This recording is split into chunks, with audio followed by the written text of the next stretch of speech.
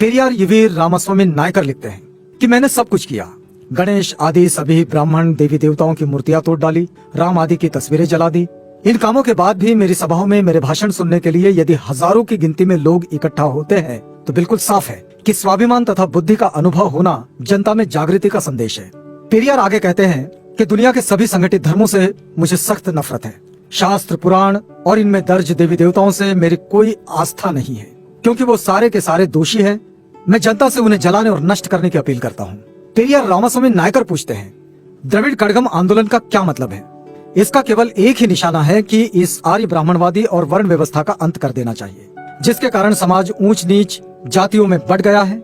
द्रविड़ कड़गम आंदोलन उन सभी शास्त्रों, पुराणों और देवी देवताओं में आस्था नहीं रखता जो वर्ण तथा जाति व्यवस्था को जैसे का तैसा बनाए रखे है। पेरियार आगे कहते हैं कि ब्राह्मण हमें अंधविश्वास में निष्ठा रखने के लिए तैयार करता है। वो खुद आरामदायक जीवन जी रहा है और तुम्हें अछूत कहकर निंदा करता है। मैं आपको सावधान करता हूँ कि उनका विश्वास मत करो। ब्राह्मणों ने हमें शास्त्रों और पुराणों की सहायता से गुलाम बनाया है। अपनी स्थिति मजबूत करने के लिए मंदिर, ईश्वर और देवी देवताओं की रचना की। सभी मनुष्य समान रूप से पैदा हुए हैं और फिर अकेले ब्राह्मण उच्च व अन्य को नीच कैसे ठहराया जा सकता है?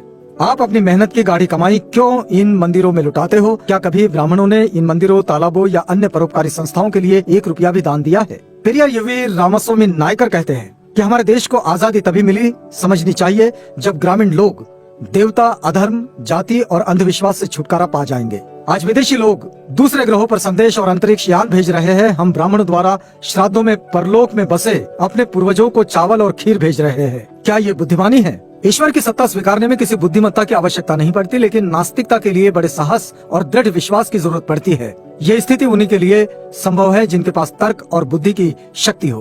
पेरियार का सवाल है कि ब्राह्मणों के पैरों पर क्यों गिरना? क्या ये मंदिर है?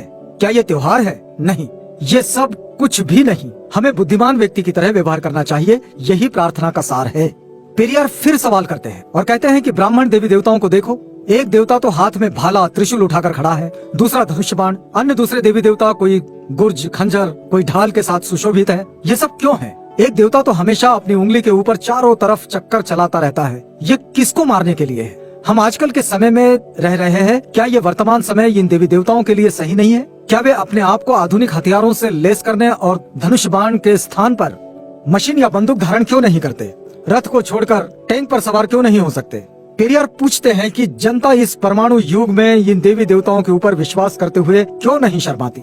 आगे वे कहते हैं कि उन देवताओं को नष्ट कर दो जो तुम्हें शूद्र कहे। उन पुराणों और इतिहास को ध्वस्त कर दो जो देवता को शक्ति प्रदान करते हैं। उस देवता की पूजा करो जो वास्तव में दयालु, भला और बुद्धिगम्य है।